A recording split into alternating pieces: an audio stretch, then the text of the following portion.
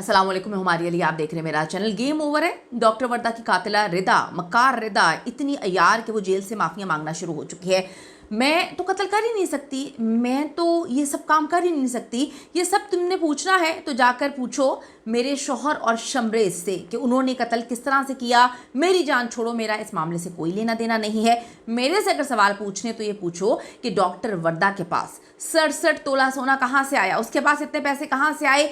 मुझसे पूछना है तो ये पूछो कि वो अपने शौहर के पास क्यों नहीं रहती थी। मुझसे पूछना है तो ये पूछो कि वो दुबई क्या करने गई थी। मुझसे पूछना है तो ये पूछो कि वो कनाडा क्यों जाना चाहती थी अपने बच्चों को लेकर, क्यों बाप के बगैर वो उनकी ज़िंदगी रोल रही थी। जेआईटी रिपोर्ट लीक होने के बाद जो रिदा है उसने नए बहाने बनाना शुरू कर दिए हैं, नई मक्कारी अयारी दिखाना शुरू कर दी है। और इसको जो ऊपर से सपोर्ट कर रहा है इसका शौहर, और ये खुद बहुत अच्छे से जानते हैं कि इनके पीछे किसकी बैक है। अगर बैक ना होती तो अभी तक जो है इनके मामला बहुत अलग हो चुके होते। आज की वीडियो इंपॉर्टेंट है, हम काफ़ी सारी चीज़ों पे बात करेंगे, डेवलपमेंट भी हैं कुछ। रिक्वेस्ट है चैनल को सब्सक्राइब करें, वीडियो को आखिर तक मुलाहिजा ज़रूर फरमाइएगा।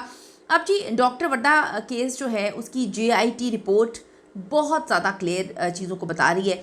उसने ये क्लियर कर दिया है कि जो सफाक कातिला है रिदा, यही दरिंदा सिर्फ औरत है। रिदा के ऊपर ये जेआईटी रिपोर्ट जो है बॉम्ब बन के गिरी है। जेआईटी रिपोर्ट के बाद फोरेंसिक रिपोर्ट्स के लिए ऊपर से बहुत ज़्यादा प्रेशर इस वक्त आना शुरू हो चुका है कि जल्द अज जल्द जो है डिटेल्ड पोस्टमार्टम रिपोर्ट भी सामने लेकर आई जाए। आप सबको पता है कि इस केस को डे 1 से ख़राब किया गया। ख़राब करने वाली कोई और नहीं, पुलिस थे, और पुलिस के आला अफसरान भी इसमें शामिल है।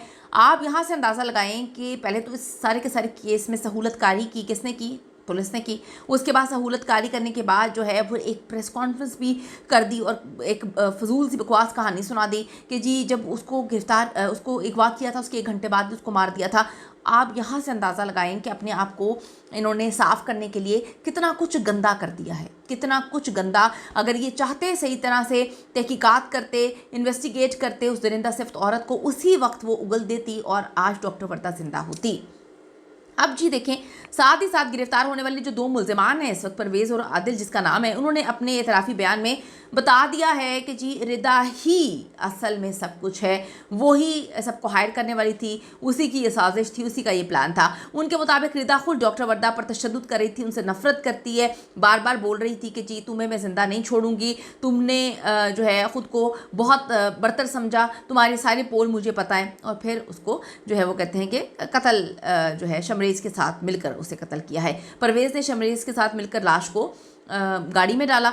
उसके बाद दफन करने का काम जो है आदिल और फैसल का था। उन्होंने जो है अगवा करने वाली और कातिला, वो कहते हैं कि जी हमें तो सारे हुक्म देने वाली ही रिदा है, तो रिदा और वहीद ही हैं, आप इनको कहते हैं कि इनका कोई कसूर नहीं है। जेआईटी रिपोर्ट में डॉक्टर वर्दा कत्ल केस में कसूरवार जो पुलिस अफसरान हैं उनका भी तयन किया गया है। और मेंबर जेआईटी का कहना है कि अब सज़ा का तयन जो है वो सूबाई हुकूमत की जिम्मेदारी है करना।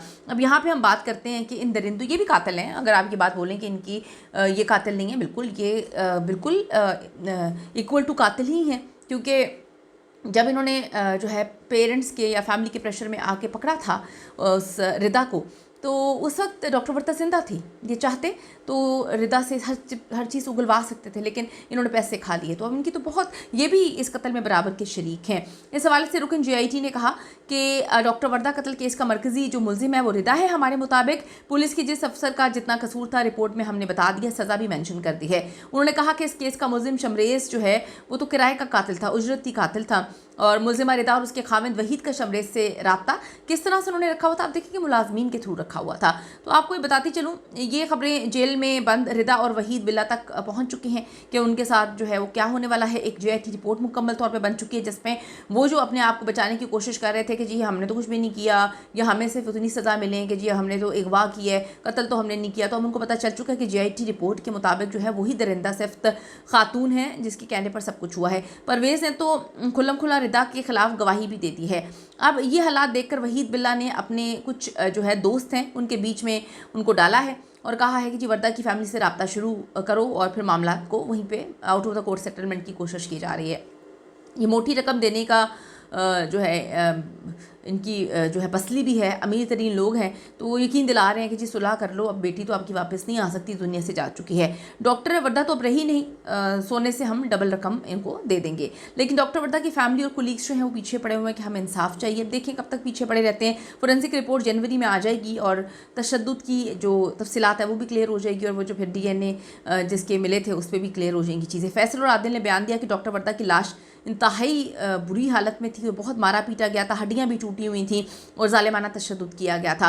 पुलिस को चाहिए कि जी खुदा का खौफ कर लें, थोड़ा सा खुदा का खौफ कर लें, और जो मरकज़ी मुलजिमा है रिदा और वहीद बिल्ला, इसके खिलाफ ज़बरदस्ती चार्जशीट जो है वो फ़ाइल करनी चाहिए। दूसरी तरफ जी वो हर चीज़ से इनकारी है, लेकिन वो इस बात पर भी कहानियाँ सुना रही है कि ये अपने शोहर के साथ क्यों नहीं रहती थी। ये मुझसे पूछो कि 67 तोला सोना कहाँ से आया, अपने जो है शोहर के साथ जो है रहना वो उसे क्यों नहीं पसंद था, उसके बाद वो दुबई जाकर क्यों रहकर आई थी, बच्चों को बाप के बगैर क्यों रख रही थी, वो मियाँ अलग जो है मुल्क में था, फैमिली अलग मुल्क में थी, और वो अलग अलग जो है मुख्तलिफ जगहों पर अकेली घूमती फिरती थी, नौकरियाँ कर रही थी, कभी दुबई जा रही है, कभी कनाडा के लिए अप्लाई कर रही है। तो इस पर तो ये फैमिली ही बता सकती है, लेकिन डेफिनेटली इसको कुछ ना कुछ तो पता होगा, क्योंकि दोस्ती थी।